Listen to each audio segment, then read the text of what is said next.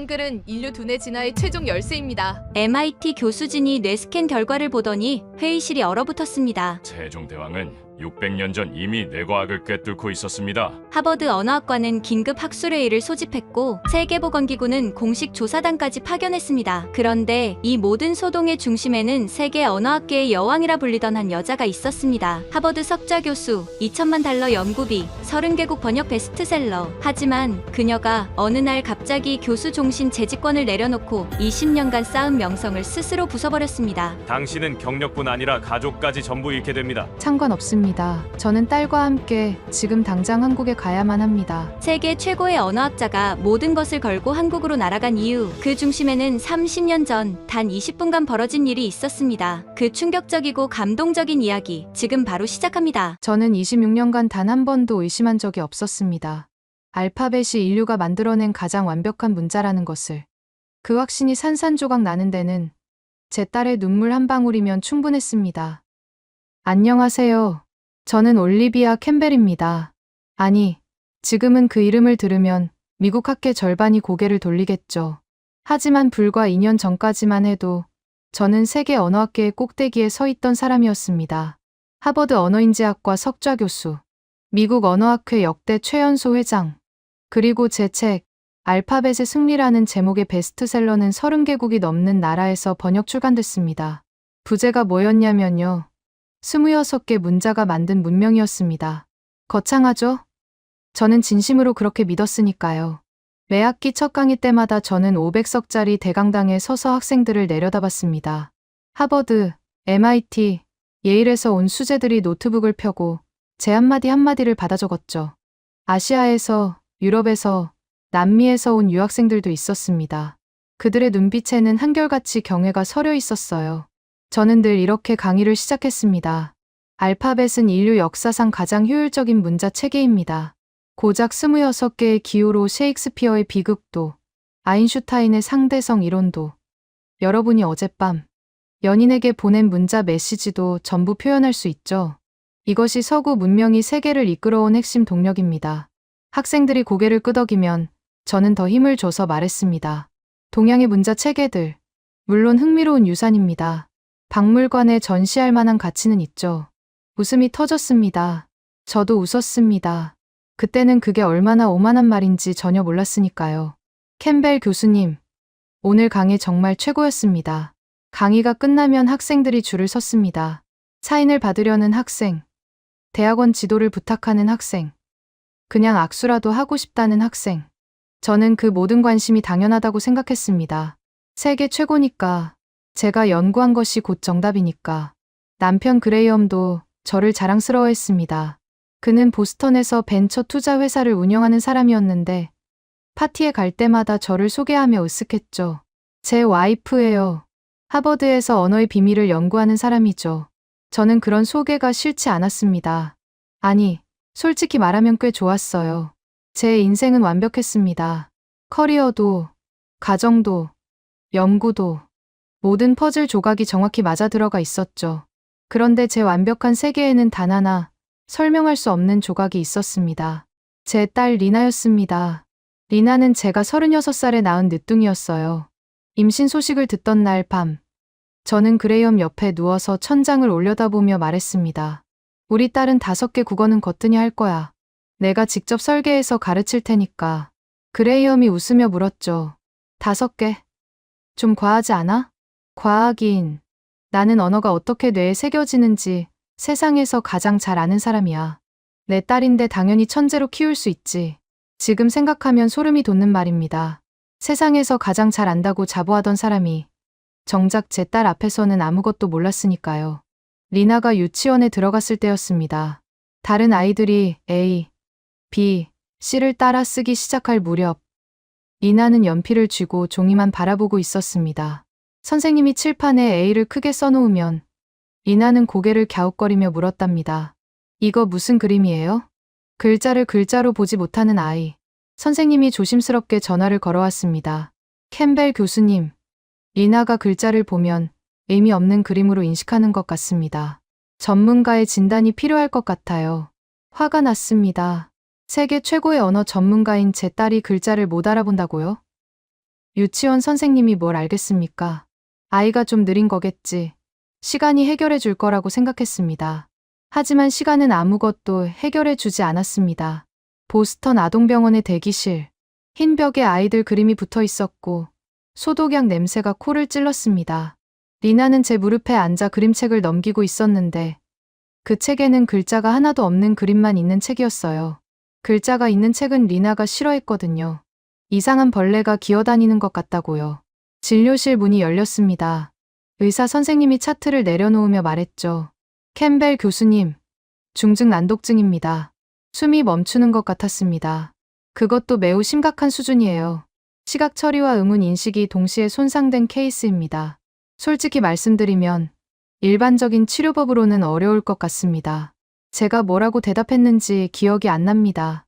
리나의 손을 잡고 병원을 나오는데 다리에 힘이 풀려서 로비 의자에 주저앉았던 것만 기억나요. 리나가 제 얼굴을 올려다보며 물었습니다. 엄마, 왜 울어요? 안 울어. 엄마 안 울어. 울고 있었습니다. 그날부터 전쟁이 시작됐습니다. 저는 제가 아는 모든 무기를 꺼내 들었어요.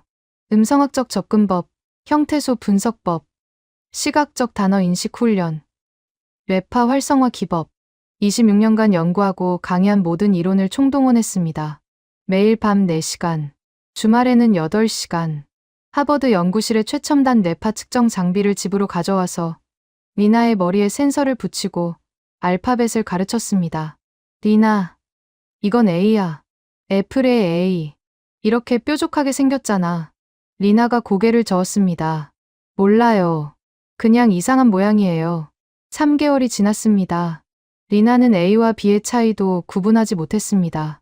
올리비아, 너무 무리하지 마. 전문 치료사한테 맡기는 게 낫지 않아? 그레이엄의 걱정을 들은 척도 안 했습니다. 제가 세계 최고인데 전문 치료사가 뭘 더 할 수 있겠어요? 저는 더 많은 이론을 쏟아부었습니다. 케임브리지에서 개발한 최신 읽기 프로그램, 옥스퍼드의 실험적 치료법, MIT의 인공지능, 기반 학습 시스템까지. 6개월, 수백만 달러, 세계 각지에서 초빙한 전문가만 12명. 결과요? 단 한 글자도 읽지 못했습니다. 마지막으로 초빙한 런던의 소아신경학자가 짐을 싸며 말했습니다. 교수님, 정말 죄송합니다만 더 이상의 진전은 어려울 것 같습니다. 리나의 뇌는 알파벳 체계를 전혀 인식하지 못하는 구조예요. 전혀. 그 단어가 머리를 망치로 내리치는 것 같았습니다. 그날 밤이었습니다. 리나를 재우고 불을 끄고 아이의 이불을 여며주다가 저도 모르게 침대 옆바닥에 주저앉아 울기 시작했습니다. 소리가 나올까봐 입을 틀어막고 울었어요. 어깨가 들썩거렸습니다. 잠든 리나의 얼굴을 봤습니다. 길고 고운 속눈썹, 복숭아 같은 볼. 이 세상 누구보다 사랑하는 얼굴. 미안해. 리나. 엄마가 미안해. 엄마가 세계 최고라면서 정작 너 하나 도와주지 못하고 있어. 그때였습니다. 리나가 잠꼬대를 시작했어요. 작고 가느다란 목소리로 멜로디를 흥얼거렸습니다. 자장자장, 우리 아기. 순간 제 온몸에 전기가 흐르는 것 같았습니다. 그 멜로디, 그 가락, 저는 그걸 알고 있었습니다. 30년 전 누군가가 저를 재울 때 불러주던 바로 그 자장가였어요. 심장이 미친 듯이 뛰었습니다. 리나가 어떻게 이 노래를 알고 있는 거죠? 저조차 거의 잊고 있었던 그 멜로디를 제 딸이 왜 잠결에 부르고 있는 겁니까? 그리고 그 순간 30년간 묻혀있던 기억의 문이 열리기 시작했습니다. 다음 날 아침 눈이 부어 있었습니다. 밤새 울었으니까요. 하지만 제 머릿속에는 리나의 잠꼬대가 멈추지 않고 맴돌았습니다. 자장자장, 우리 아기. 한국어였습니다. 분명히 한국어. 저는 한국어를 할 줄 모릅니다. 리나도 당연히 모르죠. 그런데 어디서 이 노래가 나온 걸까요? 떨리는 손으로 어머니에게 전화를 걸었습니다. 뉴욕에 계신 어머니는 이제 80이 넘으셨죠. 요즘은 통화하면 같은 이야기를 두세 번 하시는데 옛날 기억은 놀라울 만큼 또렷하신 분입니다. 엄마, 갑자기 물어볼 게 있는데 제가 어릴 때 우리 집에 한국 사람이 있었던 거 기억나요? 전화기 너머로 잠깐 침묵이 흘렀습니다. 아, 미스 박 말이니? 미스 박. 그 이름을 듣는 순간 가슴 한쪽이 뜨거워지면서 흐릿했던 무언가가 조금씩 윤곽을 드러내기 시작했습니다. 눈을 감으면 보일 듯 말 듯한 얼굴, 따뜻했던 손, 무릎에 앉혀주던 감촉. 그럼 어떻게 있겠니? 네가 5살 때부터 7살까지 2년간 우리 집에서 일했잖아. 정말 성실한 사람이었어. 2년이나 함께 살았는데 저는 왜 이 사람을 거의 잊고 있었을까요? 엄마, 미스 박이 지금 어디 계시는지 알아요? 연락처라도 혹시? 어머니의 긴 한숨이 들렸습니다. 올리비아, 미스 박은 3년 전에 세상을 떠났단다. 네, 한국으로 돌아간 지 한참 됐는데 조카라는 사람한테 연락이 왔더구나.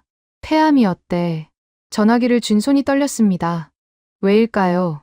30년 전 잠깐 스쳐 지나간 사람인데, 이름조차 가물가물했던 사람인데, 왜 이렇게 가슴이 쓰린 건지 저도 이해할 수가 없었습니다.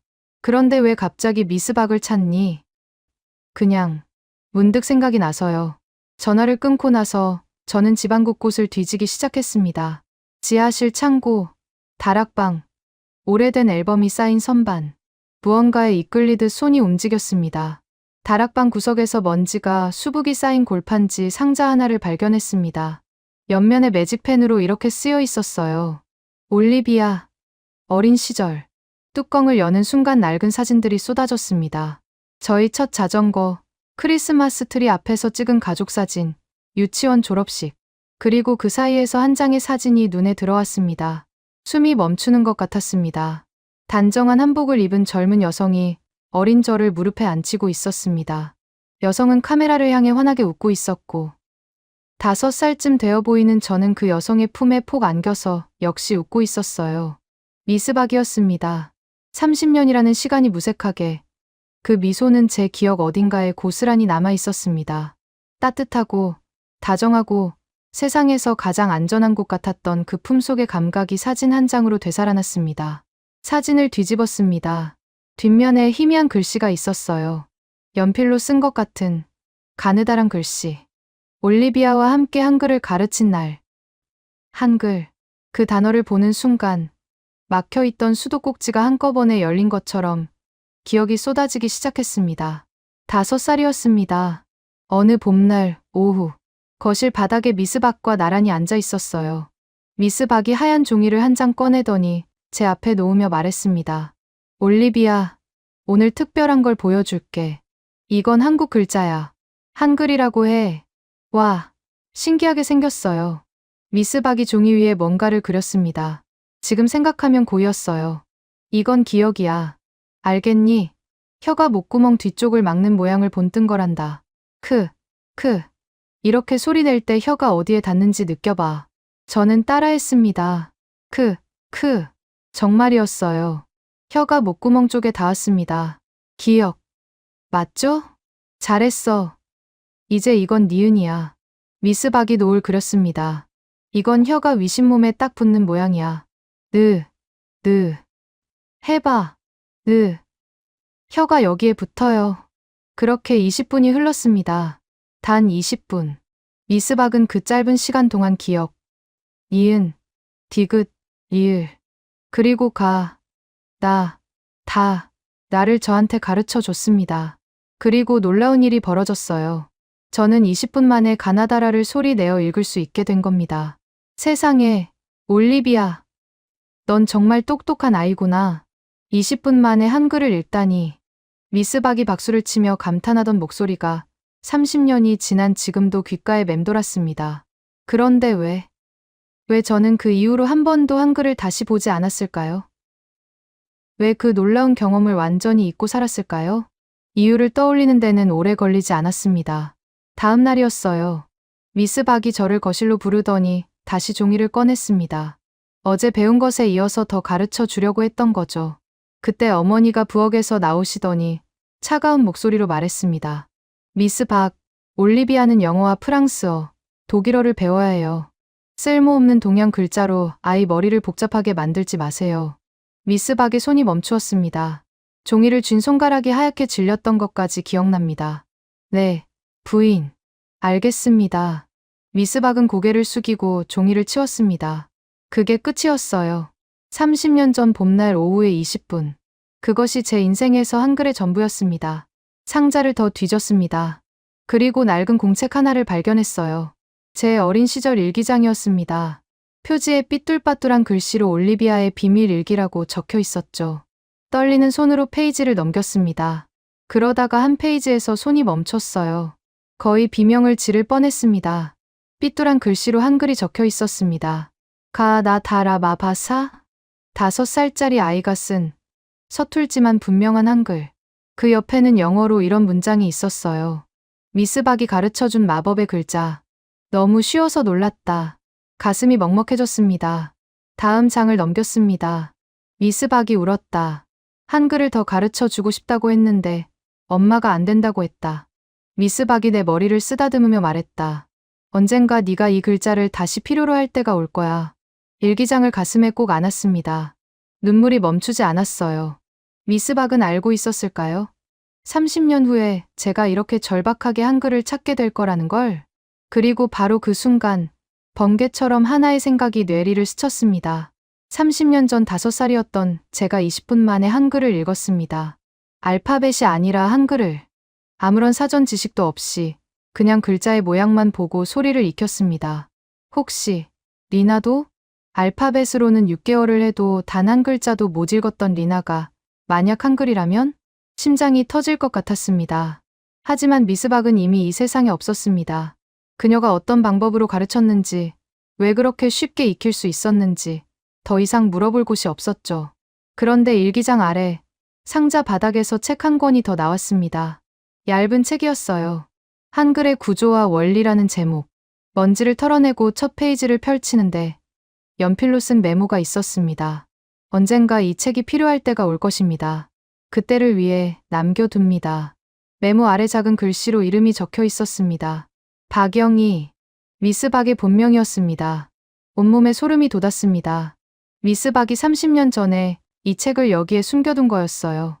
저를 위해서, 언젠가 올 그날을 위해서. 그날 밤, 저는 잠을 잘 수가 없었습니다. 리나를 재우고 다락방에서 찾은 그 책을 들고 서재로 내려가 스탠드 불을 켰습니다. 새벽 3시.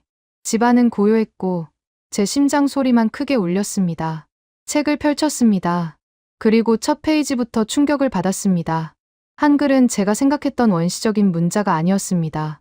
그건 무식한 편견이었어요.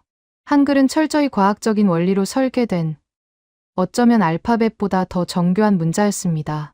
고운 혀가 목구멍 뒤쪽을 막는 모양, 놓은 혀가 위신몸에 닿는 모양, 으은 입술을 담은 모양. 제가 26년간 연구해온 언어학자의 눈으로 봤을 때 이건 단순한 기호가 아니었습니다. 이것은 인간의 발음 기관을 그대로 본뜬 그림이었어요. 글자를 보는 순간 어떻게 소리를 내야 하는지 직관적으로 알 수 있는 구조. 맙소사. 저도 모르게 탄성이 나왔습니다.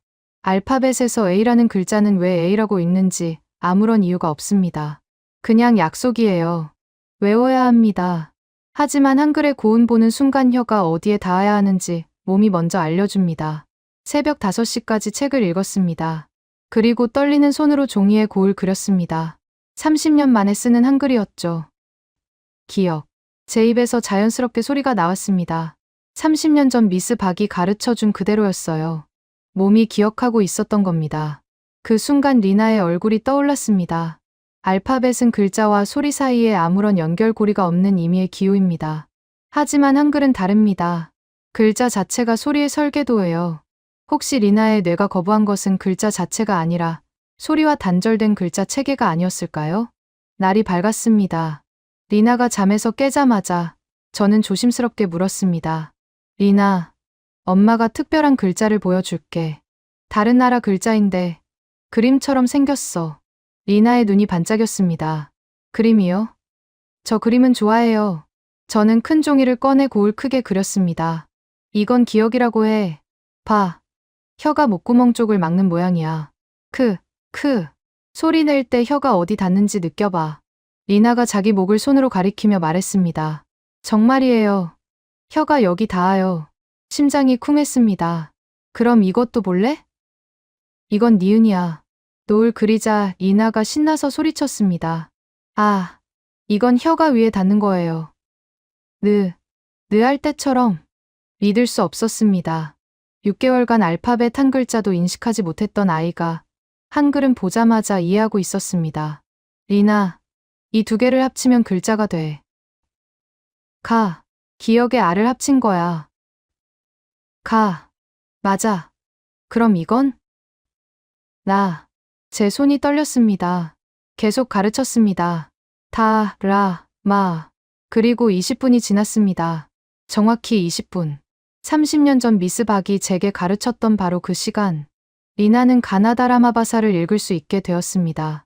엄마, 더 가르쳐 주세요. 이 글자들 너무 신기해요. 리나의 얼굴에 제가 6개월간 한 번도 보지 못했던 표정이 떠올라 있었습니다. 기쁨이었어요. 글자를 읽는 기쁨. 세상과 연결되는 기쁨. 하지만 저는 더 이상 가르칠 수가 없었습니다. 제가 아는 한글은 30년 전에 그 20분이 전부였으니까요. 그때 문득 책이 떠올랐습니다. 미스 박이 남긴 그 책. 혹시 더 무언가 있지 않을까? 서재로 달려가 책을 다시 펼쳤습니다. 그리고 마지막 페이지에서 접혀있는 편지 한 통을 발견했습니다. 사랑하는 올리비아에게, 네가 이 편지를 읽고 있다면 나는 이미 이 세상에 없겠지. 하지만 네가 한글을 다시 찾았다면 분명 이유가 있을 거야. 한글은 단순한 문자가 아니란다. 그것은 사람의 마음과 마음을 이어주는 다리야. 언젠가 네가 가장 사랑하는 사람을 위해 이 다리가 필요할 때가 올 거야. 그때를 위해 내 조카 연락처를 남겨둔다.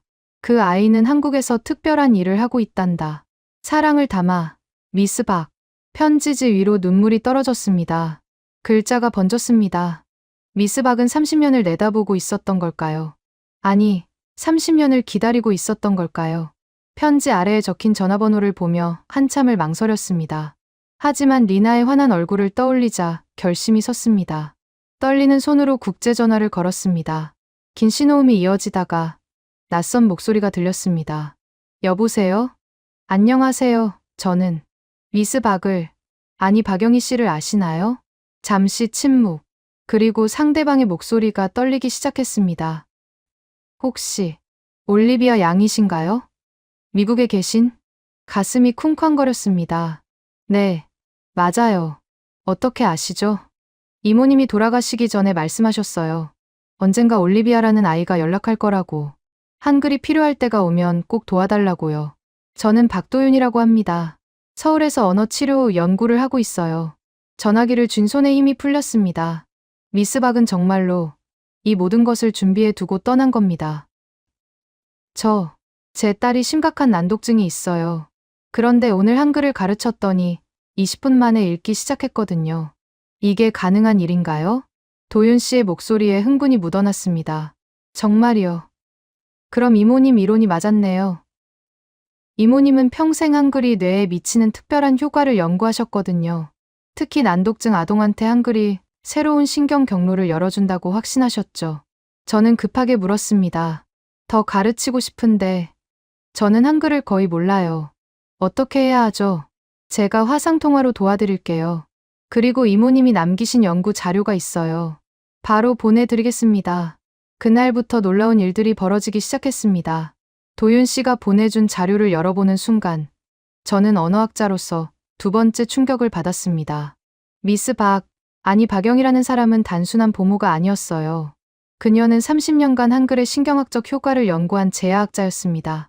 정식 학위는 없었지만 그녀의 연구 노트는 소름이 돋을 만큼 체계적이었습니다.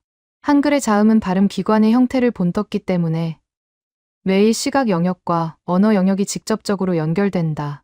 이는 난독증 아동이 끊어진 신경회로를 우회하는 새로운 경로를 만들어준다. 이런 관점은 서구학계에서 단 한 번도 논의된 적이 없었습니다. 26년간 언어를 연구하면서 저는 한 번도 이런 가능성을 생각해 본 적이 없었어요. 정식 학위도 없는 한국인 여성이 세계 최고의 언어학과 교수들이 놓친 진실을 30년간 혼자서 파고 있었던 겁니다. 매일 아침 도윤 씨와 화상통화를 하며 리나에게 한글을 가르치기 시작했습니다. 리나, 오늘은 받침을 배워볼까? 글자 아래쪽에 하나 더 붙는 거야. 와, 글자가 층층이 쌓여요. 레고 같아요. 리나의 표현이 정확했습니다. 한글은 정말 레고처럼 조립되는 문자였어요. 초성, 중성, 종성. 세 조각이 합쳐져 하나의 소리 덩어리를 만드는 구조. 알파벳과는 완전히 다른 세계였습니다. 일주일이 지났습니다. 리나는 이미 간단한 한글 단어들을 읽고 있었어요. 엄마, 사과. 여기 고양이도 있어요. 6개월간 수백만 달러를 들여도 알파벳 한 글자 못 읽던 아이가 일주일 만에 한글 단어를 읽고 있었습니다. 2주째 되던 날, 더 놀라운 일이 일어났습니다. 엄마, 이상해요. 뭐가? 리나가 거실 테이블 위에 영어 그림책을 집어들며 말했습니다. 영어 글자가 조금 보여요. 완전히는 아니지만 C가 크처럼 보여요. 크 소리 나니까 숨이 멎었습니다. 한글을 배우면서 리나의 뇌 안에서 무언가가 바뀌고 있었던 겁니다.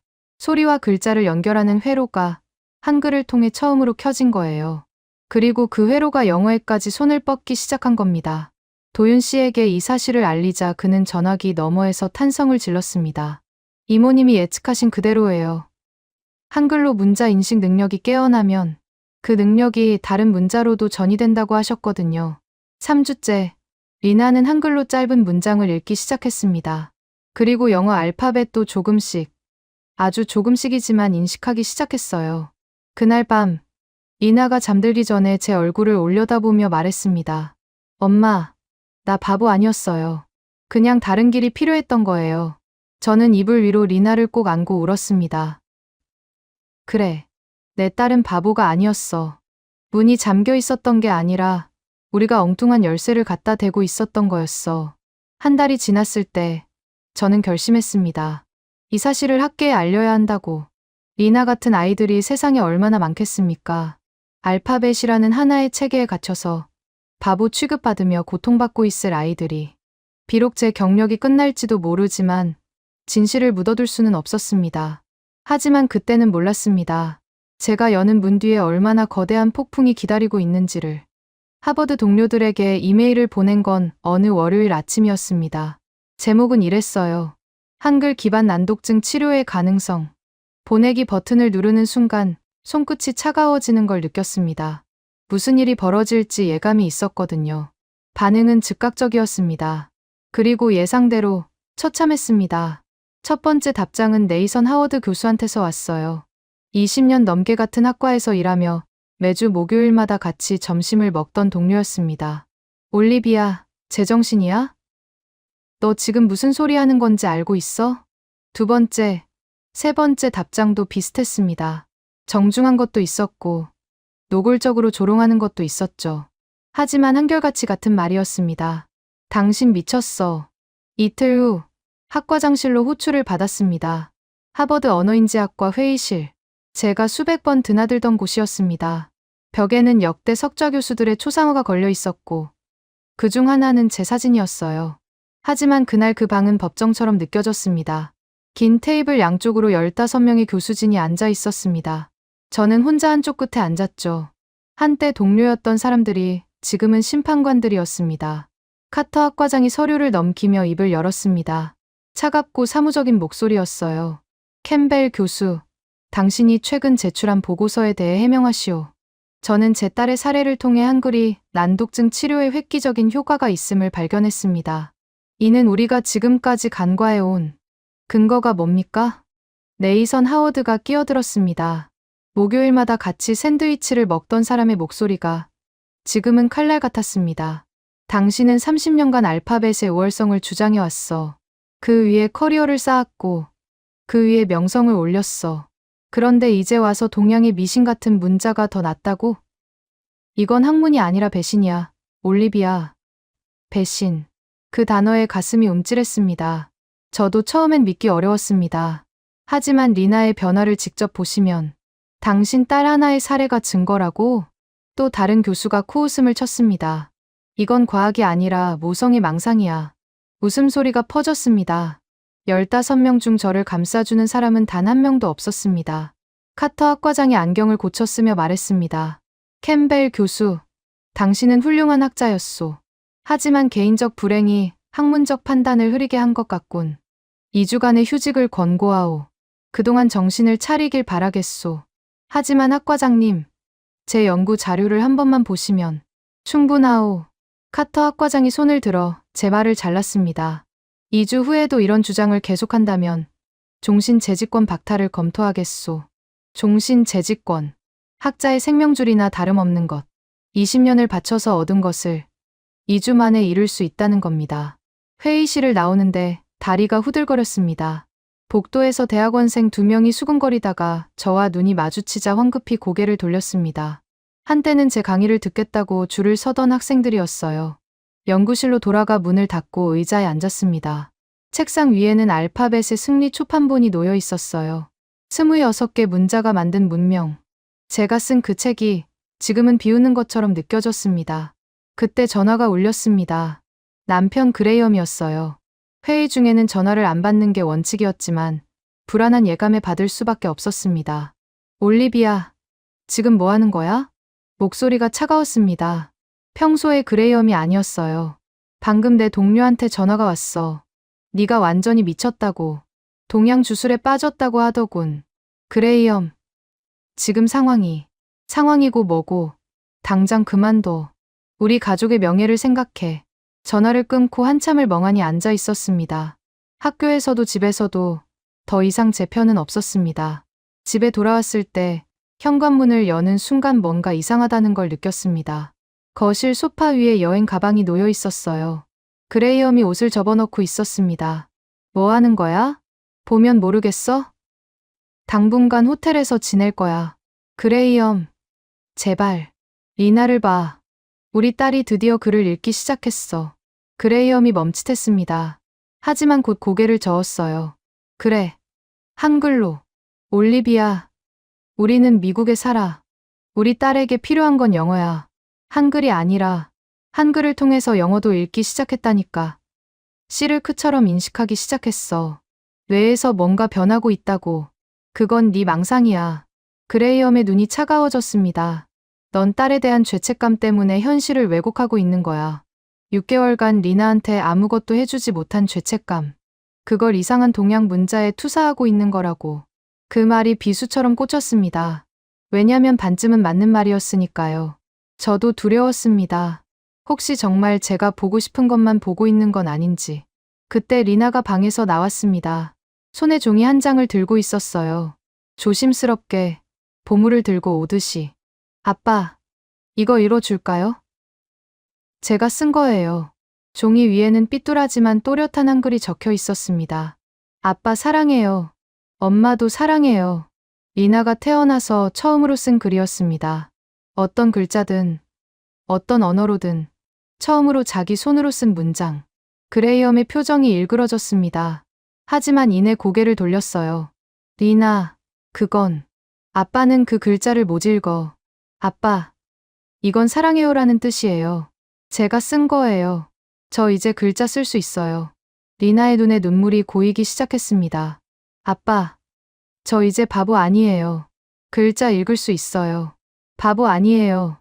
그 말이 조용한 거실에 울려 퍼졌습니다. 7살짜리 아이가 자기가 바보가 아니라는 걸 아빠한테 증명하려고 글을 쓴 겁니다. 하지만 그레이엄은 가방 지퍼를 닫으며 돌아섰습니다. 올리비아, 변호사한테 연락할 거야. 뭐라고? 네가 정신을 차릴 때까지 리나의 양육권은 내가 갖겠어. 귀를 의심했습니다. 네가 아이를 실험 대상으로 삼고 있어. 검증되지 않은 방법으로 리나의 미래를 망치고 있다고. 2주야. 2주 안에 이 미친 짓을 그만두지 않으면 법정에서 보자. 문이 쾅 닫혔습니다. 리나가 제 품에 안겨 울음을 터뜨렸습니다. 엄마, 아빠가 왜 화났어요? 내가 글을 읽는 게 나쁜 건가요? 아니야. 리나, 넌 아무 잘못 없어. 엄마가 다 해결할게. 리나를 안고 있는데 제 어깨가 멈출 수 없이 떨렸습니다. 어떻게 해결해야 할지 막막했습니다. 학교에서는 미쳤다고 하고 남편은 떠났고 이제 딸마저 빼앗길 위기에 처한 겁니다. 그날 밤 리나를 재우고 나서 핸드폰을 켰습니다. 소셜미디어에 제 이야기가 올라와 있었어요. 하버드 교수, 한글 미신에 빠져 가정 파탄. 댓글은 더 잔인했습니다. 서구 학문의 배신자, 딸 하나 때문에 미친 여자. 동양 주술로 노벨상이라도 받으려나? 정신과 치료가 필요한 건 딸이 아니라 엄마 쪽이네. 하지만 가장 아팠던 건 동료 교수 12명이 연명으로 낸 공개 성명이었습니다. 우리는 올리비아 캠벨의 최근 주장과 어떠한 학문적 관련도 없음을 밝힌다. 그녀의 비과학적 접근은 하버드의 전통에 위배되며 우리 학과의 입장을 대변하지 않는다. 20년입니다. 20년간 같은 복도를 걷고 같은 식당에서 밥을 먹고 서로의 논문을 검토해 주던 사람들이었어요. 크리스마스 파티에서 와인을 나누고 자녀들 학교 이야기를 하던 사람들. 그들이 저를 이렇게 쉽게, 이렇게 깔끔하게 잘라낼 수 있다는 것에 진짜로 숨이 막혔습니다. 새벽 3시. 잠이 오지 않았습니다. 리나는 제 옆에 누워 한글 그림책을 펼치고 잠들어 있었어요. 책 위에 작은 손이 얹혀 있었습니다. 자면서도 책을 놓지 않는 아이. 엄마, 이 이야기 알아요? 토끼가 거북이한테 지는 거예요. 리나가 잠들기 전에 했던 말이 떠올랐습니다. 토끼가 왜 졌는데? 너무 자만했대요. 거북이는 느리지만 포기 안 했고요. 그래. 거북이는 끝까지 갔으니까. 엄마도 복 받을 거예요. 엄마는 착하니까. 그 순수한 말에 또 눈물이 났습니다. 아이러니했어요. 세상 모두가 저를 미쳤다고 하는데 제 딸은 매일 기적을 보여주고 있었으니까요. 핸드폰이 울렸습니다. 한국의 도윤 씨였어요. 교수님, 괜찮으세요? 소식 들었습니다. 도윤 씨, 저 어떻게 해야 하죠? 다들 미쳤다고 해요. 잠시 침묵이 흘렀습니다. 그리고 도윤 씨가 조용히 말했어요. 교수님, 이모님도 같은 일을 겪으셨어요. 30년 전에 한글이 난독증에 효과가 있다고 주장했는데 아무도 안 믿어줬거든요. 학위가 없다는 이유로, 동양 사람이라는 이유로. 하지만 이모님은 포기하지 않으셨습니다. 그리고 지금 교수님이 그 씨앗을 꽃피우고 계신 거예요. 하지만 제 딸을 빼앗길 수도 있어요. 전화기 너머로 도윤 씨가 깊게 숨을 쉬는 소리가 들렸습니다. 교수님, 한국에 오시는 건 어때요? 한국에요? 여기서라면 리나를 제대로 도울 수 있어요. 이모님이 연구하시던 세종한글연구소가 있거든요. 최첨단 뇌스캔 장비도 있고 난독증 전문 연구팀도 있어요. 그리고 도윤 씨가 잠시 말을 멈추었다가 무겁게 덧붙였습니다. 사실 이모님의 유언이기도 했어요. 올리비아가 위험에 처하면 꼭 한국으로 데려오라고. 미스 박, 30년 전 단 2년 함께했던 그 사람이 왜 이렇게까지 저를 걱정했을까요? 왜 자기가 떠난 뒤에도 저를 지키려 한 걸까요? 하지만 생각할 시간이 없었습니다. 변호사에게서 연락이 왔거든요. 캠벨 교수님, 상황이 심각합니다. 남편 측에서 긴급 양육권 심리를 청구했어요. 법원이 받아들였습니다. 월요일까지 리나를 남편에게 인도해야 합니다. 월요일이요. 그게 며칠 후인데요? 3일입니다. 거부하면요? 체포됩니다. 3일. 3일 후면 리나를 빼앗기는 겁니다. 이제 막 글을 읽기 시작한 아이를. 이제 막 세상과 처음으로 소통하기 시작한 아이를. 그날 밤, 그레이엄이 임시 접근 금지 명령을 받아냈습니다. 현관문에 법원 서류가 붙어 있었습니다. 엄마, 우리 어디서 자요? 리나의 물음에 대답할 말이 없었습니다. 근처 모텔에 방을 잡았어요. 낯선 침대, 낯선 냄새. 리나는 모텔 이불 속에서 한글책을 꺼내 읽기 시작했습니다. 엄마, 흥부는 착한 사람이라 복을 받았대요. 그래, 착한 사람은 결국 복을 받는단다. 그럼 엄마도 복 받을 거예요. 리나가 잠든 새벽, 도윤 씨에게 메시지를 보냈습니다. 도와주세요. 딸을 빼앗길 것 같아요. 한국으로 갈 수 있을까요? 답장은 1분도 안 돼서 왔습니다. 지금 당장 공항으로 오세요. 제가 다 준비해 놓겠습니다. 저는 잠든 리나를 내려다봤습니다. 한글책을 가슴에 안고 자는 아이. 이 아이를 지키려면 모든 것을 버려야 했습니다. 20년간 쌓아온 커리어. 하버드 석좌교수라는 타이틀. 보스턴의 집.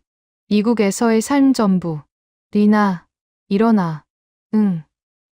엄마, 아직 밤인데 우리 여행 갈 거야. 비행기 타고 특별한 곳으로. 리나가 눈을 비비며 물었습니다. 어디로요? 한글 나라로. 리나의 눈이 동그래졌습니다. 한글 나라가 진짜 있어요? 있어. 거기서 엄마랑 리나랑 새로 시작하는 거야.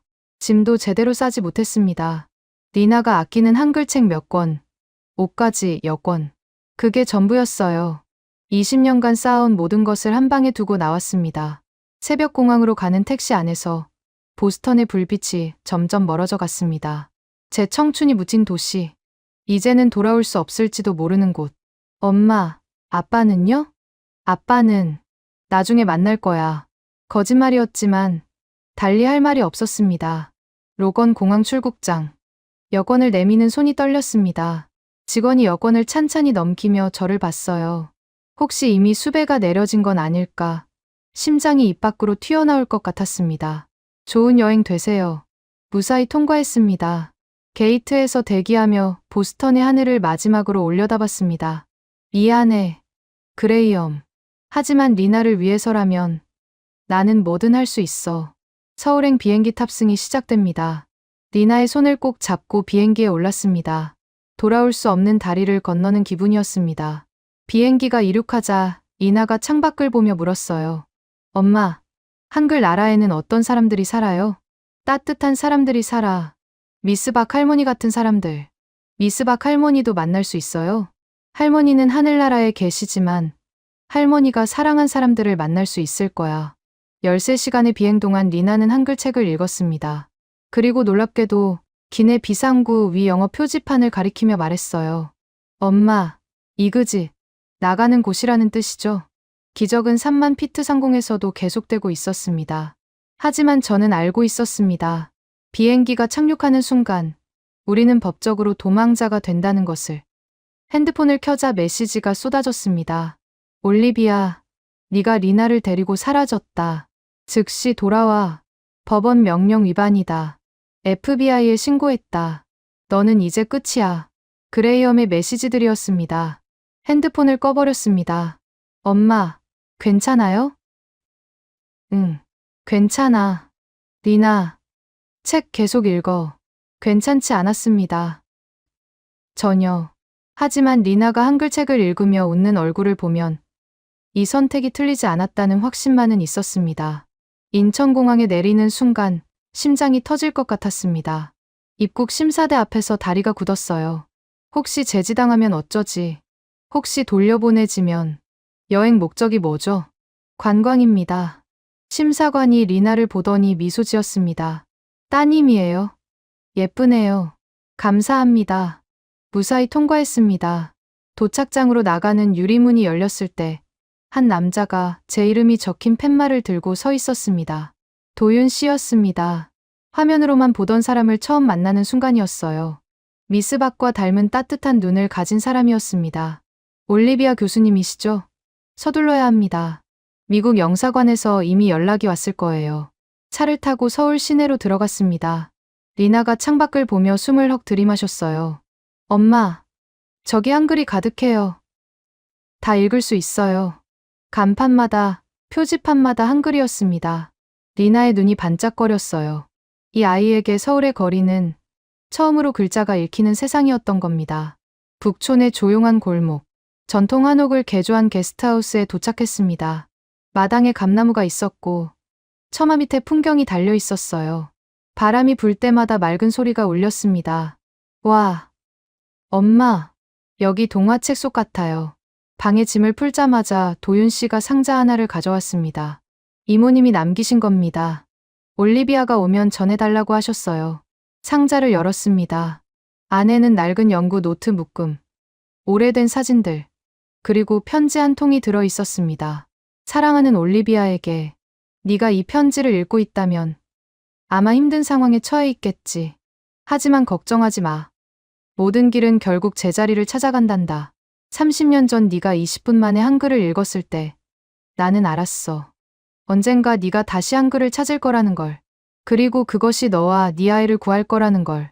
내 연구 자료들을 잘 활용하렴. 그리고 세종한글연구소를 찾아가. 거기서 너를 도와줄 사람들을 만날 거야. 사랑을 담아, 미스 박. 편지를 읽는 동안 눈물이 멈추지 않았습니다. 30년 전 보무였던 한국인 여성이 자기가 떠난 뒤에도 이렇게까지 저를 위해 준비해 두었다는 게 믿기지 않았습니다. 하지만 감상에 젖어 있을 시간이 없었습니다. 핸드폰을 켜자 수십 건의 부재중 전화와 메시지가 쏟아졌어요. 미국 변호사 세라윤의 메시지가 가장 급했습니다. 캠벨 교수님, 국제아동 유괴 혐의로 고발되었습니다. 상황이 복잡합니다. 한국에서 변호사를 구하세요. 그리고 그보다 더 충격적인 소식이 있었습니다. 도윤 씨가 노트북을 열어 보여줬습니다. CNN 뉴스에 제 얼굴이 나오고 있었어요. 하버드 교수, 딸과 함께 한국으로 도주, 수배령 발부 임박. 엄마, 우리가 텔레비전에 나왔어요? 리나가 천진한 얼굴로 물었습니다. 응, 우리가 좀 유명해졌나 봐. 도윤 씨가 급히 말했습니다. 교수님, 세종한글연구소로 가시죠. 그곳에서 보호를 받을 수 있습니다. 그리고 리나의 뇌 스캔도 할 수 있고요. 만약 한글이 리나의 뇌를 바꾸고 있다는 과학적 증거가 나온다면 상황이 완전히 달라질 수 있어요. 과학적 증거, 그것이 필요했습니다. 제 말만으로는 아무도 믿지 않았으니까요. 리나의 뇌에서 실제로 무슨 일이 벌어지고 있는지 눈에 보이는 증거가 있어야 했습니다. 하지만 한편으로는 두려웠습니다. 만약 스캔 결과가 아무것도 보여주지 않는다면, 만약 정말로 제가 보고 싶은 것만 본 거라면? 도윤 씨의 차를 타고 종로구의 세종한글연구소로 향했습니다. 리나는 뒷좌석에서 창밖의 한글 간판들을 하나하나 읽고 있었어요. 약국, 편의점, 김밥. 엄마, 저 다 읽을 수 있어요. 이 아이의 웃음소리를 듣고 있으면 모든 게 괜찮을 것 같았습니다. 하지만 연구소에 도착했을 때 도윤 씨의 표정이 굳어졌습니다. 교수님, 한 가지 더 알려드릴 게 있어요. 그레이엄 씨가 직접 한국에 왔답니다. 내일 기자회견을 한다고 합니다. 그레이엄이 여기까지 따라왔습니다. 이제 도망칠 곳은 어디에도 없었습니다. 남은 건 단 하나, 증명하는 것뿐이었습니다. 세종한글연구소는 겉보기에는 평범한 건물이었습니다. 종로구 골목 안쪽에 자리 잡은 5층짜리 건물. 간판도 소박했어요. 하지만 문을 열고 들어가는 순간 다른 세계가 펼쳐졌습니다. 로비 한쪽 벽면 전체에 한글의 자음과 모음이 크게 새겨져 있었습니다. 그 옆에는 세종대왕의 초상화가 걸려 있었고 아래에 이런 문구가 적혀 있었어요. 나란 말이 중국과 달라 어리석은 백성이 말하고자 하는 바가 있어도 마침내 제 뜻을 펴지 못하는 사람이 많으니라. 600년 전 한왕이 백성을 위해 쓴 문장이었습니다. 그 순간 저는 깨달았어요. 한글은 단순한 문자가 아니었습니다. 그것은 소통하지 못하는 사람들을 위해 만들어진 사랑의 설계도였던 겁니다. 안녕하세요, 캠벨 교수님. 기다리고 있었습니다. 백발의 노신사가 우리를 맞이했습니다. 저는 한정우입니다. 이곳 소장이죠. 박영희 선생님께서 생전에 교수님 이야기를 많이 해주셨어요. 미스 박을 아셨나요? 물론이죠. 그분은 우리 연구소의 숨은 공로자셨습니다. 미국에서 관찰하신 사례들을 꾸준히 보내주셨거든요. 특히 교수님에 대한 이야기를 자주 하셨죠. 그 아이는 특별하다고, 언젠가 꼭 여기 올 거라고. 가슴이 뜨거워졌습니다. 하지만 감상에 빠져 있을 여유가 없었어요. 그레이엄이 내일 기자회견을 한다는데 우리에게는 시간이 없었습니다. 한 소장님, 단도직입적으로 말씀드리겠습니다. 리나의 뇌를 스캔해 주실 수 있나요? 한글이 이 아이의 뇌에 무슨 변화를 일으키고 있는지 눈에 보이는 증거가 필요합니다. 한 소장이 고개를 끄덕였습니다. 당연하죠. 사실 그게 우리가 가장 하고 싶었던 일이기도 합니다. 박영희 선생님의 이론을 과학적으로 증명할 기회니까요. 그날 오후부터 리나는 정밀 검사를 받기 시작했습니다. 뇌파 측정, fMRI, 인지 능력 테스트. 리나는 큰 기계 안에 누워야 했는데 무서워하지 않을까 걱정했어요. 하지만 리나는 오히려 신기해했습니다.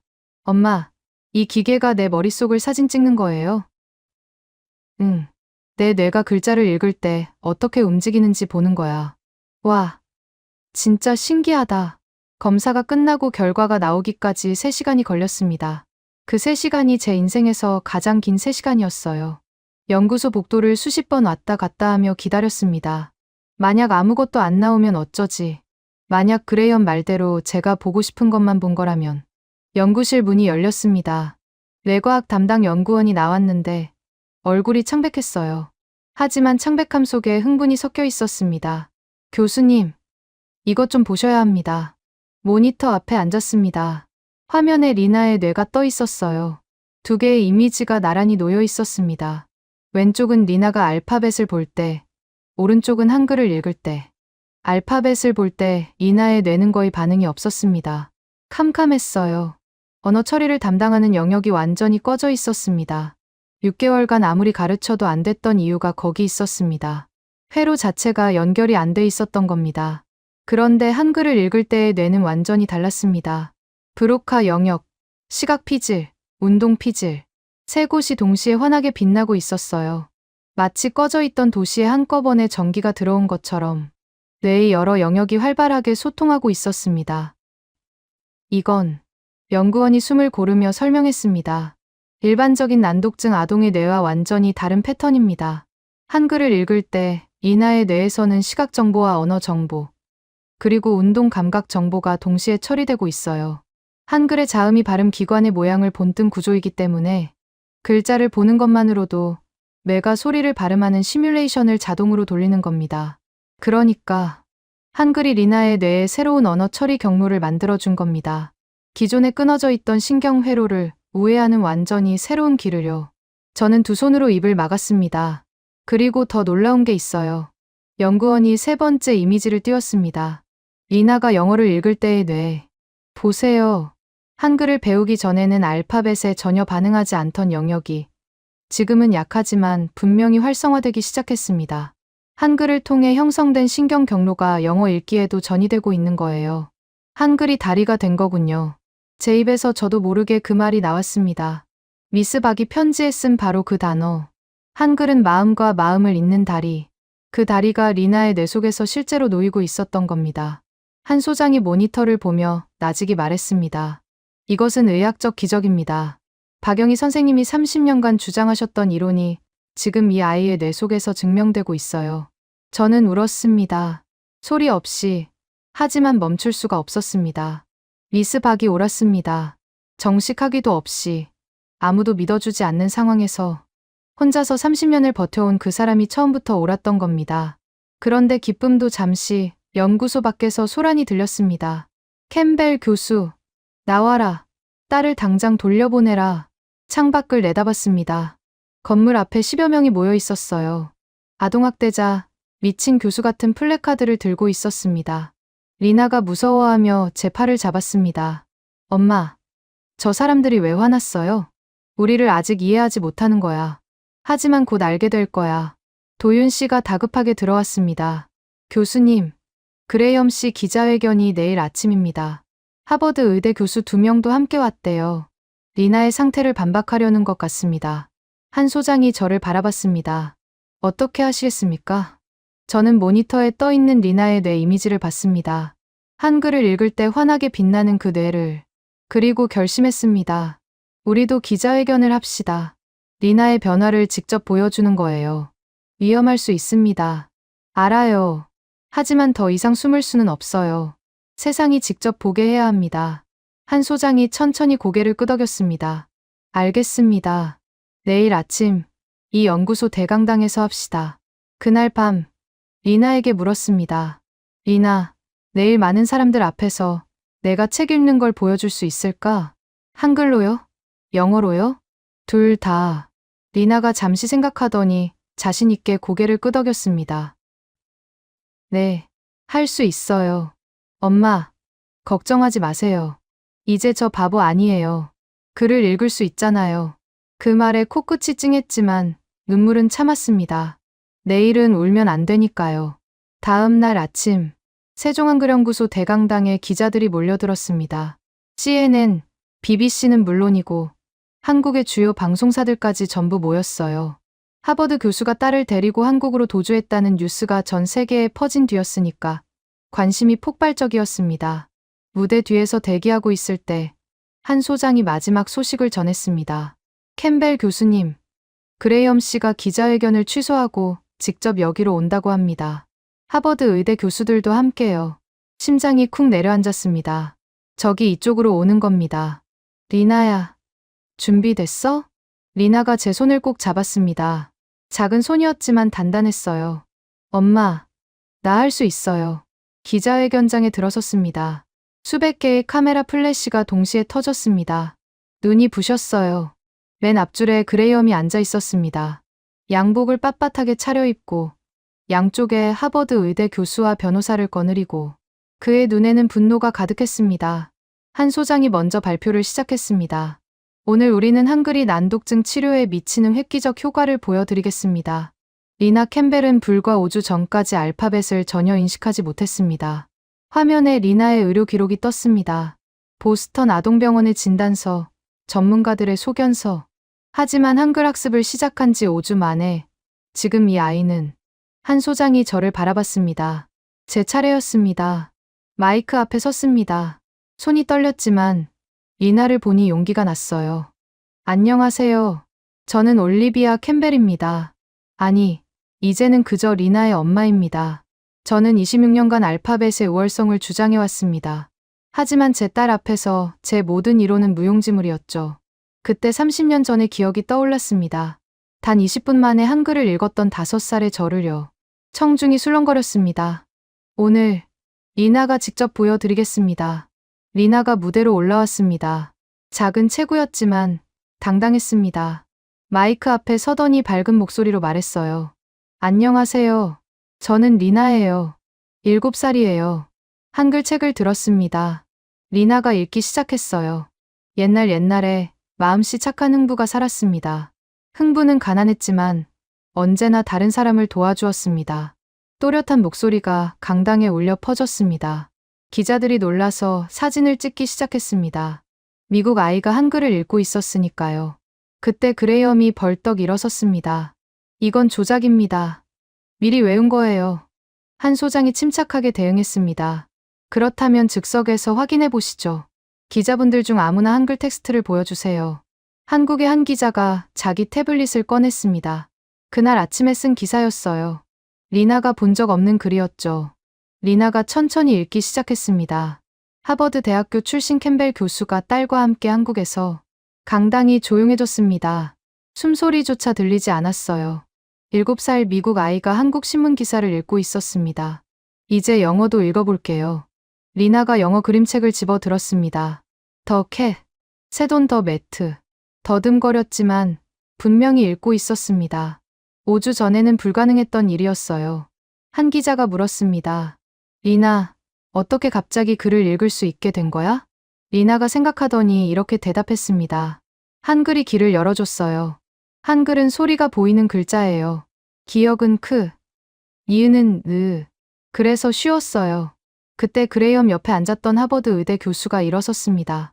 이것은 과학적으로 불가능합니다. 난독증은 뇌의 구조적 문제입니다. 다른 문자를 배운다고 해결될 수 없어요. 제가 대답했습니다.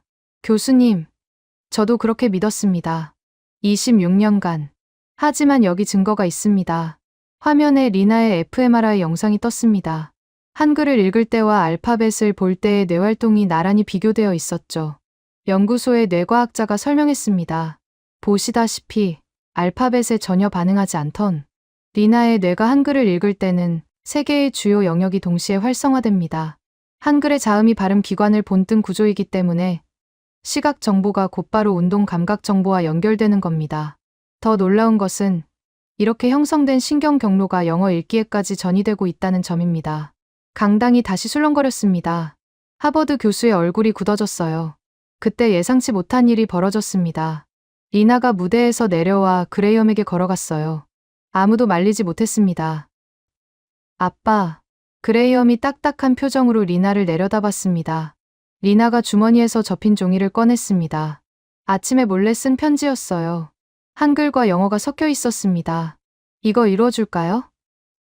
제가 쓴 거예요. 리나가 종이를 펴서 읽었습니다. 아빠 사랑해요.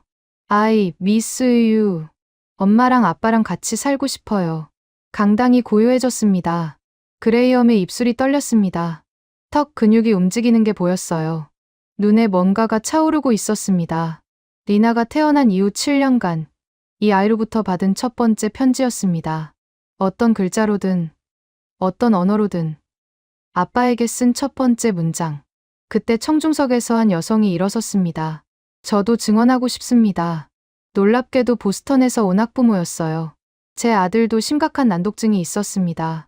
캠벨 교수님의 사례를 듣고 한글을 시도했는데 정말로 읽기 시작했어요. 이어서 더 많은 목소리가 터져 나왔습니다. 저희 딸도요. 우리 아이도 변화가 있었습니다. 기자회견장이 감동의 도가니가 되어가고 있었습니다. 하지만 진짜 반전은 아직 남아 있었어요. 뜻밖의 인물이 무대로 올라왔습니다. 백발의 한국인 할머니였어요. 지팡이를 짚고 천천히 걸어왔습니다. 저는 박영희의 친구입니다. 강당이 조용해졌습니다. 영희가 세상을 떠나기 전에 저한테 부탁한 게 있어요. 이걸 올리비아가 가장 힘들 때 보여달라고. 할머니가 오래된 USB를 꺼냈습니다. 화면에 영상이 재생되었습니다. 병원 침대에 누운 여성이 카메라를 바라보고 있었어요. 수척하고 창백했지만 눈빛만은 맑았습니다. 미스박이었습니다. 올리비아야. 강당의 미스박의 목소리가 울렸습니다. 약하지만 분명한 목소리. 이 영상을 보고 있다면 네가 옳은 길을 가고 있다는 거야. 숨을 고르는 소리가 들렸습니다. 힘겹게 말을 이어갔어요. 30년 전 네가 20분 만에 한글을 읽었을 때 나는 알았단다. 언젠가 네가 이 선물을 세상과 나눌 거라는 걸. 미스박이 미소를 지었습니다. 병상에서도 따뜻한 그 미소. 한글은 세종대왕이 백성을 사랑하는 마음으로 만든 글자야. 글을 모르는 사람들이 소리를 볼 수 있도록, 세상과 소통할 수 있도록 만든 거지. 그 사랑이 600년을 넘어 너와 리나에게 전해진 거야. 미스박의 눈에 눈물이 맺혔습니다. 포기하지 마. 진실은 결국 빛을 보게 되어 있으니까. 영상이 끝났습니다. 강당은 완전한 정적에 휩싸였습니다. 아무도 말을 하지 않았어요. 기자들도, 교수들도, 그레이엄도. 많은 사람들이 소리 없이 눈물을 닦고 있었습니다. 그 침묵을 깨뜨린 것은 그레이엄이었습니다. 천천히 자리에서 일어났어요. 모든 시선이 그에게 쏠렸습니다. 목소리가 갈라졌습니다. 그레이엄의 손에는 리나가 쓴 편지가 쥐어져 있었어요. 제가 틀렸습니다. 강당이 술렁거렸습니다. 제 딸이 7년 만에 처음으로 글을 써서 저한테 편지를 줬습니다. 아빠 사랑해요. 이 한 줄을 받으려고 7년을 기다린 겁니다.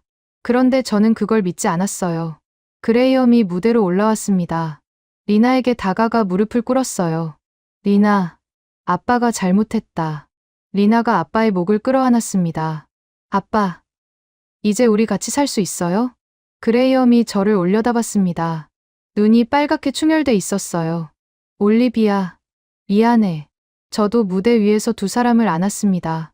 카메라 플래시가 쉴 새 없이 터졌지만 그 순간만큼은 세상에 우리 셋밖에 없는 것 같았습니다. 하지만 기자회견의 감동이 채 가시기도 전에 현실이 다시 발목을 잡았습니다. 연구소를 나서는 순간 도윤 씨가 급히 다가왔어요.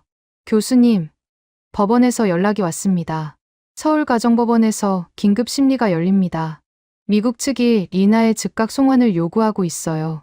그레이엄이 고소를 철회해도 미국 정부의 국제 아동 유괴 혐의는 별개였습니다. 기자회견에서 가족이 다시 하나가 됐지만 법은 아직 우리 편이 아니었어요. 서울가정법원 앞에는 취재진이 가득했습니다.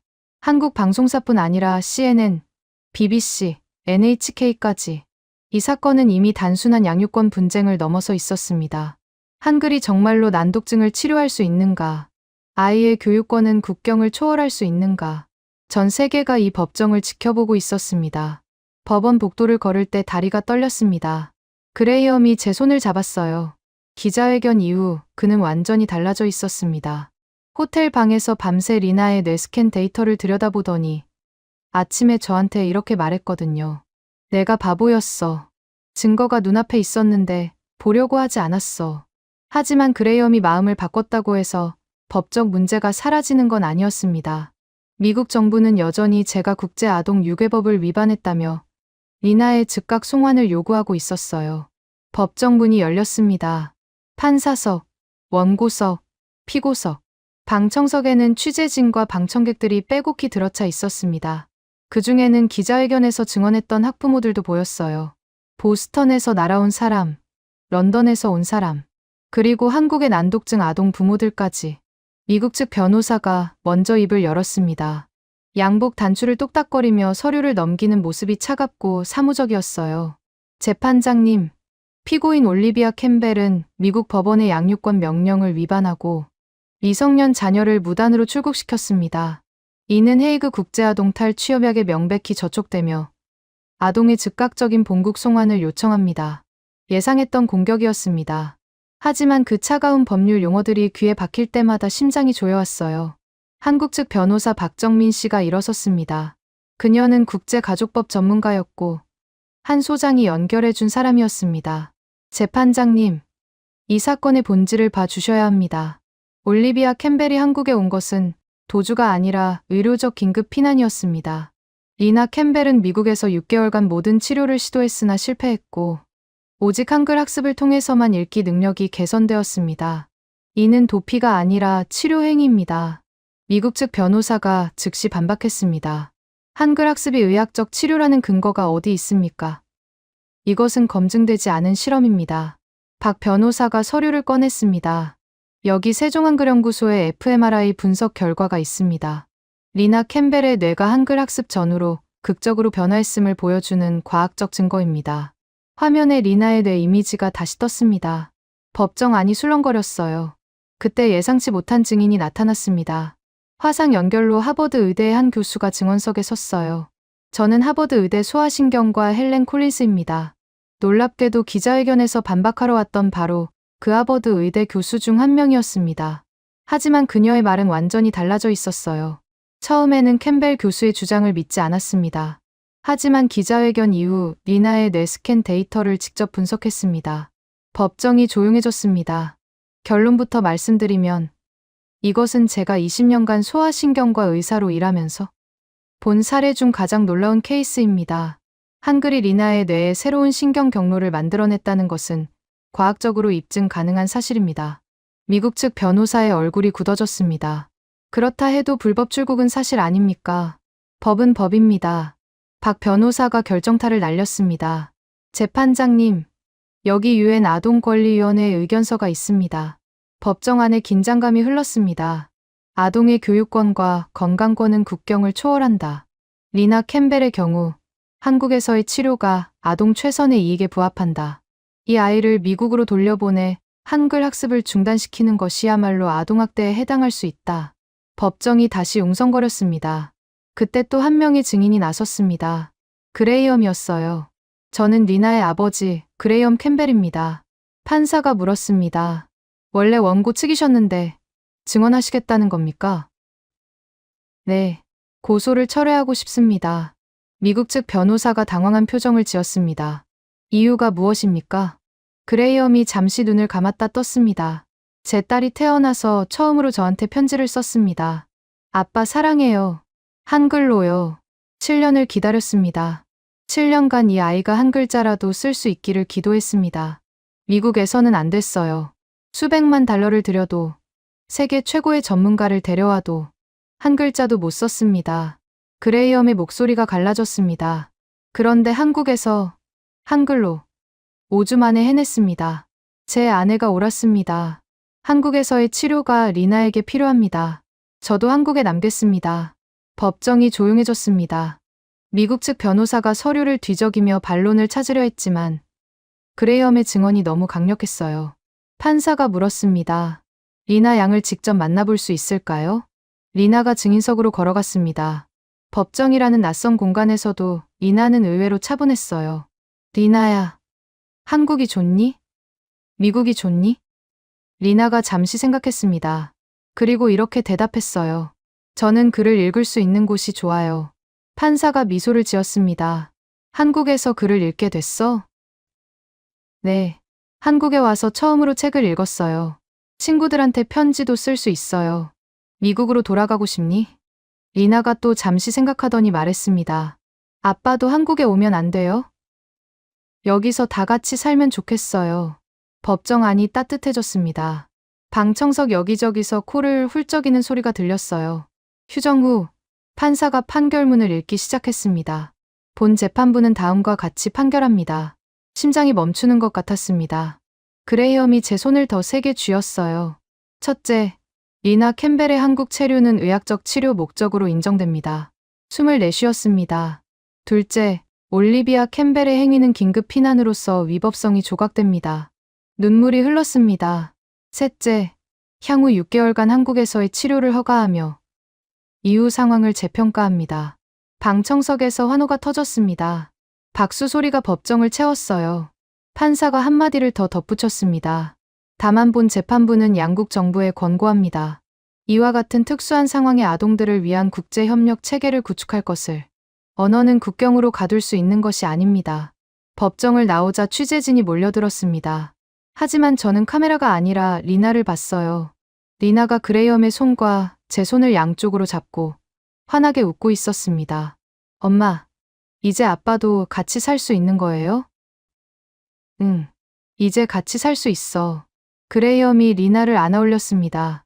리나, 아빠가 한글 배울게. 너가 가르쳐 줄래? 좋아요. 아빠, 이건 사랑이에요. 따라해봐요.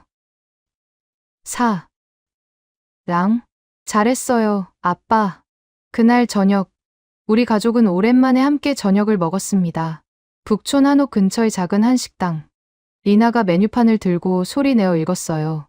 김치찌개, 된장찌개, 비빔밥. 메뉴판을 읽는 아이. 이렇게 평범한 일이 우리에게는 기적이었습니다. 엄마, 나 이제 학교 가도 돼요? 책 읽을 수 있으니까 공부도 할 수 있겠죠? 그럼, 넌 뭐든 할 수 있어. 창밖으로 서울의 밤이 보였습니다. 네온 사인마다 한글이 반짝이고 있었어요.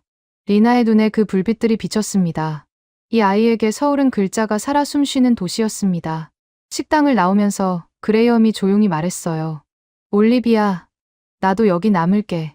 벤처 투자 일은 어디서든 할 수 있으니까. 리나가 기적을 경험하고 있는데 나만 빠져 있을 순 없잖아. 정말? 그리고 하나 더. 한글 학습 앱을 개발하는 스타트업에 투자하려고. 전 세계 아이들이 쉽게 접근할 수 있는 무료 앱. 수익은 전부 난독증 연구에 기부할 거야. 그레이엄도 변하고 있었습니다. 예전에 차갑고 계산적인 모습은 사라지고 리나의 기적 앞에서 겸손해진 사람이 거기 있었어요. 그날 밤 리나를 재우고 나서 미스박의 사진을 꺼내봤습니다. 다락방 상자에서 가져온 그 사진. 한복을 입고 어린 저를 안고 웃던 미스박. 미스박, 당신이 심은 씨앗이 꽃을 피우기 시작했어요. 감사합니다. 리나가 잠결에 뒤척이며 중얼거렸습니다. 자장자장. 우리 아기. 그 자장가를 들으며 저도 눈을 감았습니다. 이곳이 우리의 새로운 집이 될 것 같았습니다. 하지만 이건 끝이 아니었습니다. 오히려 시작이었어요. 리나의 기적이 전 세계로 퍼져나가는 진짜 이야기는 이제부터였습니다. 재판이 끝난 다음 날부터 세종한글연구소에는 전 세계에서 문의가 쏟아지기 시작했습니다. 오늘만 해도 400통이 넘는 이메일이 왔어요. 도윤 씨가 놀란 표정으로 모니터를 보여줬습니다. 독일, 프랑스, 브라질, 일본, 인도, 케냐, 심지어 아이슬란드에서까지 연락이 왔어요. 우리 아이도 난독증입니다.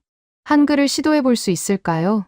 그 중에서 가장 먼저 결과가 나온 건 텍사스에서 온 사연이었습니다. 우리 아들 제이콥이 한글을 배운 지 한 달 만에 첫 단어를 읽었어요.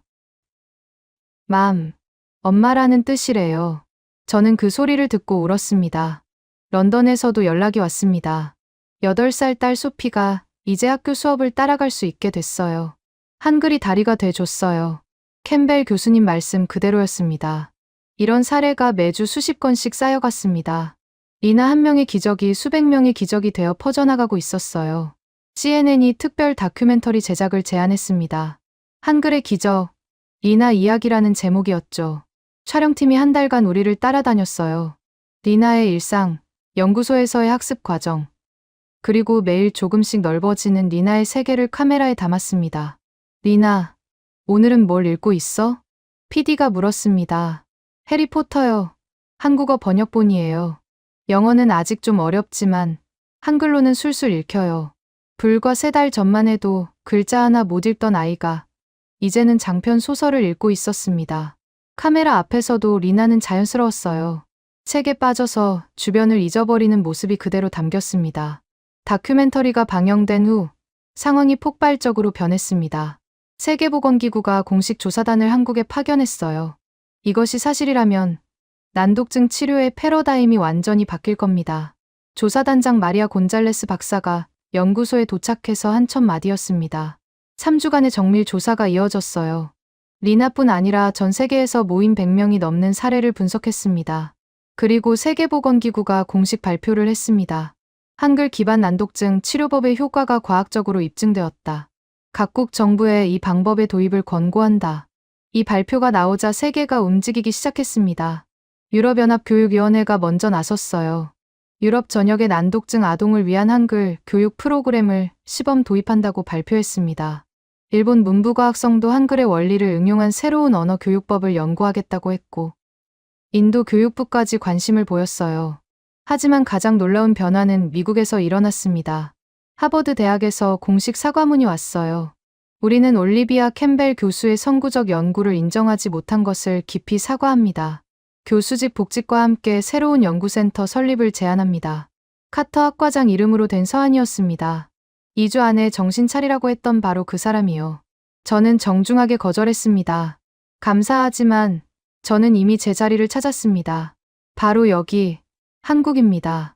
대신 하버드와 세종한글연구소의 공동 연구를 제안했고, 그들도 받아들였습니다. MIT, 스탠퍼드, 예일까지. 미국 주요 대학들이 앞다퉈 한글 기반 언어 치료 프로그램을 도입하기 시작했어요. 네이선 하워드 교수가 연락을 해왔습니다. 동양의 미신이라고 했던 바로 그 사람.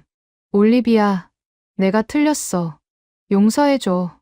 네이선, 당신이 옳았어. 우리가 너무 서구 중심적 사고에 갇혀 있었던 거야. 이제라도 함께하자. 미국 의회에서도 움직임이 있었습니다. 리나 법안이라는 이름의 법률이 발의됐어요. 모든 난독증 아동이 한글 교육 프로그램에 접근할 권리를 보장하는 법안이었습니다. 서명식이 백악관에서 열렸을 때 우리 가족은 화상으로 참여했어요.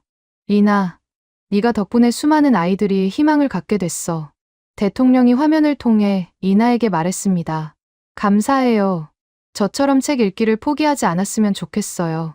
리나의 대답에 박수가 터졌습니다. 한국에서의 생활은 완전히 자리를 잡아가고 있었습니다.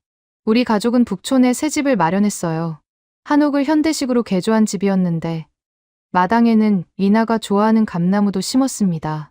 리나는 한국 초등학교에 입학했어요. 처음에는 걱정했습니다. 미국 아이가 한국 학교에서 적응할 수 있을까? 하지만 리나는 놀라운 속도로 녹아들었습니다. 엄마, 오늘 받아쓰기에서 100점 맞았어요. 시험지를 펄럭이며 뛰어오는 리나. 한글로 또박또박 쓴 글씨가 아름다웠습니다. 영어 수업도 이제 따라갈 수 있어요. 한글이 진짜 다리가 되어준 거예요. 미스 박의 말 그대로였습니다. 한글은 마음과 마음을 잇는 다리. 그 다리가 리나를 한국어 세계로, 그리고 다시 영어 세계로 연결해주고 있었어요. 어느 날 뜻밖의 손님이 찾아왔습니다. 뉴욕에서 어머니가 오신 거예요. 80이 넘은 나이에 혼자 비행기를 타고 서울까지 오셨습니다. 현관문이 열리는 순간 어머니의 눈에 눈물이 고여 있었어요. 올리비아, 내가 미안하구나. 엄마, 30년 전에 미스 박이 너한테 한글을 가르치는 걸 막았던 거. 그게 너무 후회돼. 만약 그때 계속 배웠더라면 리나가 이렇게까지 고생하지 않아도 됐을 텐데. 엄마, 괜찮아요. 모든 일에는 때가 있는 거예요. 어머니는 리나를 꼭 안아주었습니다. 우리 리나가 정말 똑똑하구나. 할머니한테도 한글 가르쳐 줄래? 네. 할머니, 한글은 진짜 쉬워요. 이건 기억이에요. 혀가 여기에 닿는 거예요. 80대 할머니와 7살 손녀가 나란히 앉아 한글을 배우는 모습. 30년 전 어머니가 끊어버린 그 수업이 이제 3대에 걸쳐 다시 이어지고 있었습니다. 제가 쓴 책이 출간됐습니다. 20분의 기적. 부제는 한글이 내 딸을 구한 이야기였어요. 40개 언어로 번역되어 전 세계 베스트셀러가 됐습니다. 인쇄는 전액 난독증 아동지원재단에 기부했어요. 하지만 저에게 가장 큰 보상은 매일 도착하는 편지들이었습니다. 인도에서 온 편지. 제 아들 라비는 카스트 제도 때문에 교육을 못 받았습니다. 하지만 한글을 배운 후 이제 책을 읽어요. 케냐에서 온 편지. 우리 마을 아이들 대부분이 문맹이었는데 한글 교육 6개월 만에 절반이 글을 읽기 시작했습니다. 이런 편지를 읽을 때마다 미스 박을 떠올렸습니다. 어느 가을날 리나와 함께 세종대왕릉을 찾았습니다. 단풍이 물든 능 앞에서 리나가 안내판을 소리내어 읽었어요. 세종대왕은 백성들이 글을 읽고 쓸 수 있도록 한글을 만드셨습니다. 리나가 고개를 들어 저를 올려다봤습니다. 엄마, 이분이 한글을 만드신 거예요? 응. 600년 전에 모든 사람이 글을 읽고 쓸 수 있게 하려고 너처럼 어려움을 겪는 사람들을 위해서. 리나가 능을 향해 고개를 숙여 인사했습니다. 감사합니다. 세종대왕님. 저를 구해주셔서. 그 작고 진심 어린 인사가 600년의 시간을 가로질러 한 왕에게 닿는 것 같았습니다. 그리고 시간은 흘렀습니다. 20년 후 하버드 대학교 졸업식장. 다음은 신경언어학과 수석 졸업생 리나 캠벨 양입니다. 붉은 가운을 입은 리나가 단상으로 올라갔습니다. 27살의 당당한 젊은 여성이 거기 있었어요. 저는 7살까지 글을 읽지 못했습니다. 청중석에서 저는 눈물을 닦고 있었습니다. 옆에는 백발이 된 그레이엄이 앉아 있었어요. 하지만 한글이 제 인생을 바꿨습니다. 그리고 이제 저는 그 기적을 이어가려 합니다. 리나는 하버드와 서울대에서 동시 학위를 받았어요. 졸업식이 끝나고 리나가 달려왔습니다. 엄마, 아빠, 드디어 해냈어요. 축하해. 리나, 네가 얼마나 자랑스러운지 몰라. 리나가 노트북을 꺼내 보여줬습니다. 보여드릴 게 있어요. 프로젝트 미스박이에요. 화면에는 인공지능 기반 한글 학습 시스템이 떠 있었습니다. 전 세계 어디서나 스마트폰만 있으면 한글을 배울 수 있도록 만들었어요. 완전 무료로요. 각 나라 언어에 맞춰서 설명하고 개인별 맞춤 학습이 가능해요. 이걸 네가 만든 거야? 졸업 논문이기도 해요. 이미 베타 테스트에서 기존 방법보다 3배 빠른 효과가 나왔어요. 아프리카 오지에서도 스마트폰으로 한글을 배우고 있어요. 그레이엄이 제 손을 꼭 잡으며 말했습니다. 우리 딸이 진짜 세상을 바꾸고 있구나. 미스 박의 고향인 전주를 방문했습니다. 그곳에 박영희 한글 도서관을 세웠어요. 이모가 평생 꿈꾸던 일이었어요. 도윤 씨가 눈물을 글썽이며 말했습니다. 그도 이제 백발이 되었지만 여전히 정정했어요. 모든 아이가 글을 읽을 수 있는 세상. 그게 이모의 꿈이었죠. 도서관 입구에는 미스 박의 사진과 함께 이런 문구가 새겨져 있었습니다. 20분의 씨앗이 세계를 바꾸다. 리나가 제 손을 잡고 말했습니다. 엄마, 저도 커서 엄마처럼 아이들을 도와주는 사람이 될 거예요. 한글 선생님이요. 전 세계 아이들에게 한글을 가르쳐서 모두가 책을 읽을 수 있게 하고 싶어요. 미스 박의 정신이 리나를 통해 이어지고 있었습니다. 그날 밤, 저는 일기를 썼습니다. 미스 박이 심은 20분의 씨앗은 이제 거대한 숲이 되었다. 리나를 통해, 그리고 전 세계의 아이들을 통해 이 숲은 계속 자라날 것이다. 때로는 모든 것을 잃어야 진정한 것을 찾을 수 있다. 나는 오만함을 버리고 한글 앞에 겸손해졌을 때 비로소 진정한 학자가 되었다. 알파벳의 여왕이었던 내가 한글의 제자가 되기까지 30년이 걸렸다. 하지만 그 30년은 헛되지 않았다. 왜냐하면 이제 수백만 아이들이 글을 읽을 수 있게 되었으니까. 미스 박, 당신은 떠났지만 당신의 사랑은 영원히 살아 있습니다. 한글이라는 기적의 문자와 함께 창밖으로 서울의 밤이 반짝이고 있었습니다. 한글 간판들이 하나하나 빛나고 있었어요.